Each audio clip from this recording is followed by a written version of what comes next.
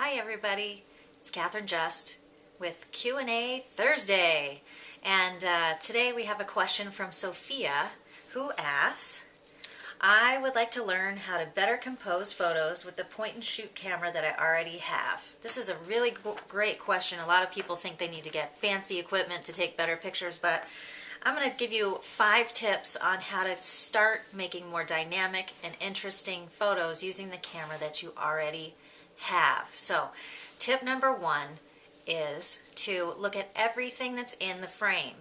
Everything. So you're looking through the viewfinder, everything that's in that frame needs to be there for a reason, on purpose.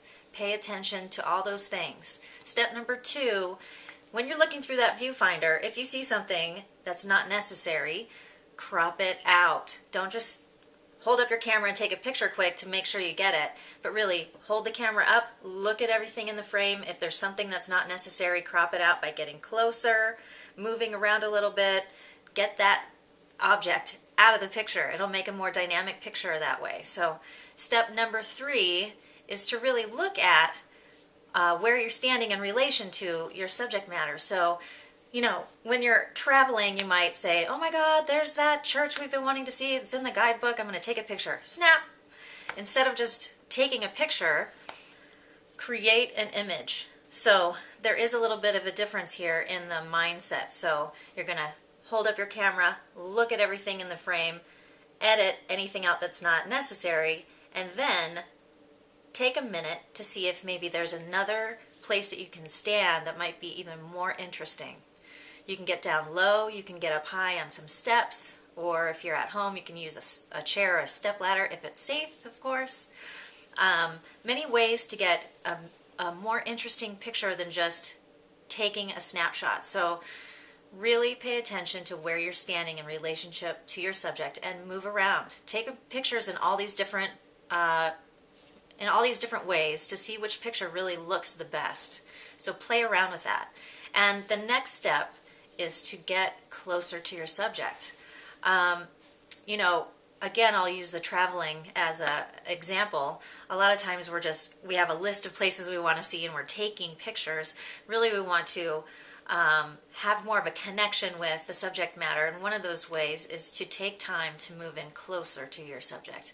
And oftentimes you can make a more interesting picture that way because you see other things when you get a little bit closer. So the next tip I have for you, which is tip number 4 I believe, is to get closer and slow yourself down. So when you're slowing down and you look at everything in the frame, you crop out what's necessary, you get into a different position possibly, and take your time and start to have a relationship with your subject matter. Instead of just taking a picture, really look at what the subject wants to tell you or show you. So, and I think the final tip I'm going to share with you today is about lighting. So it might be a scorching hot mid-afternoon day with a lot of shadows, harsh shadows in the middle of the day, and it might be a better time to come back to that subject matter early in the morning or later in the evening when the lighting might be a little bit less harsh.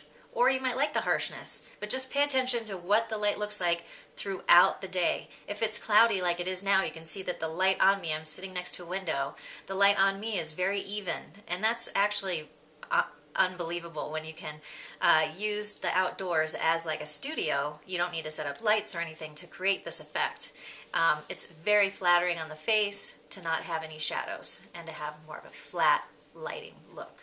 Keep all those tips in mind, and what I'd like to show you now is an example of before and after. And actually Sophia, who asked these questions, became a client of mine, and we did some one-on-one coaching over email and on Flickr, and I was able to help her with these tips to get better compositions with the point-and-shoot camera. Here is the first picture that she took of a group of pine cones, and as you can see, it's a fine photo. There's nothing actually wrong with the photo, but I think we can actually bump it up a level. And as you can see in these after pictures, we really were able to create a more dynamic, interesting, better composed image just by looking at these few tips and making some adjustments. So if you like what you see here, go to catherinejust.com, and in the upper right corner right over there you'll see a sign-in box where you can put your name and your email. Go ahead and do that, and you will get my newsletter, which will tell you when the next Q&A will be uploaded onto my website. So if you don't want to miss another one of these, sign up, and just for signing up, you'll get a free PDF of the 10 tips to creating more soulful photographs. Thank you so much for joining me.